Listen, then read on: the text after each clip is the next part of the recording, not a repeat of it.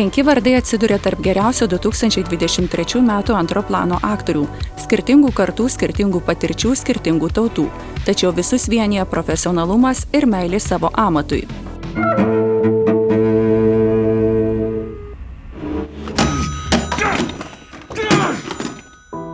Pagrindinis sunkumas, nes vaidmens distancija didelė, nors tai yra antraeilis vaidmuo tame filme, bet distancija jo ilga ir reikia tą visą evoliuciją jo kančios išdėlioti per visą distanciją kažkaip tai. Filme Mano laisvė vaidinęs aktorius Darius Meškauskas sako, kad iš jo personažo galima pasimokyti atgailos.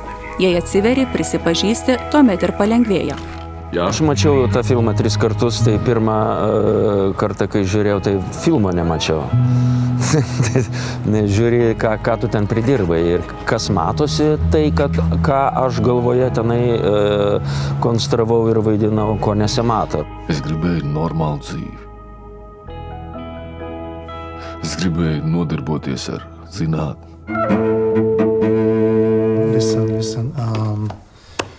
Please, it's really hard to focus, and my wife will be back soon. So, okay, have one more tea and then go, okay? Izraelio aktorius Iftach Klein buvo filmo 5,5 meilės istorijos viename Vilniaus bute dalimi. Beveik 30 mečius televizijoje ir kine vaidinantis aktorius pastebėtas ir lietuvių režisieriaus, ir lietuvių kino vertinimo komisijos. Aš filme vaidinu Isą. Isa atvyksta į Vilnių su žmona, nes jį ieško savo šaknų. Ir jis tarsi įstrigęs Vilniuje, leisdamas laiką bute, šiek tiek įsižiūrėjęs kaimynę iš viršutinio aukšto. Taigi aš tikiuosi, kad jums patiko filmas ir labai ačiū. Man tai didelė garbė. תירגעי, הוא לא מהגסטאפו. Do you speak English?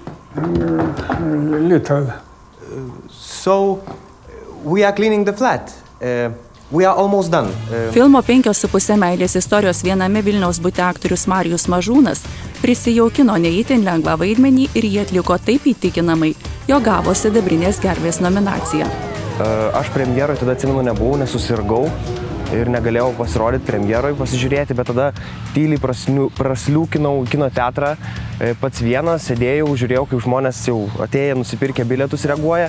Tai buvo visai įdomu pasižiūrėti, kaip žmonės, ar jiems juokinga, ar jiems graudu. Tai taip iš šono truputėlį pažiūrėti tą tokią nuoširdžią tikrą žiūrovų reakciją ir manau, kad buvo visai įdomi patirtis. Jo, bet žiūrėtis yra sunku. Skąd pan jest? Ma babcia polskie. Kotki 2, šaroburė obidva. Bet jeigu turi nepilnamečių, tai čia lengvinančioji aplinkybė. Ką prašme? Skolos mažesnis ir iš buto išvaryti negali. 2 sidabrinių gervių laimėtojas Marius Repšys kiekvienam savo vaidmeniui ruošiasi ypatingai. Ne tik perskaito scenarijų, bet ir stengiasi apsigyventi savo personažo pasaulyje. Taip aktorius kūrė ir filmo 9 žingsnis veikėjo portretą. Besiruošdamas šiam vaidmeniui, aš susipažinau su priklausomai žmonėm ir jie tapo mano herojais, nes aš pamačiau, iš kokių jie duobių ir pelkių išlindo. Lankiausi keliose susirinkimuose anoniminių alkoholikų. Ir tai man padarė didelį įspūdį. Dėl to man šis filmas ir šis vaidmuo yra labai svarbus. Ko nekeli? Nežinomas numeris. Pakel. Kel. Šį vakarą Eurovizija. Reikia būtinai įsimylėti, nes kitaip, vis tiek, ekranas yra padidinimo stiklas. Iš karto matosi, kad žmogus ne iki galo, neužtikrintai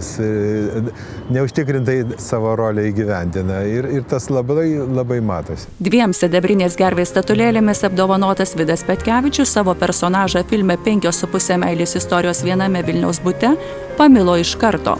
Sako, kad tarp jo ir jo herojaus yra panašumų.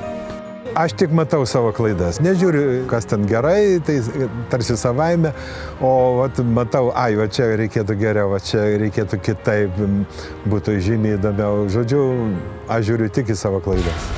Gal tu jau išleista vyruką iš ten?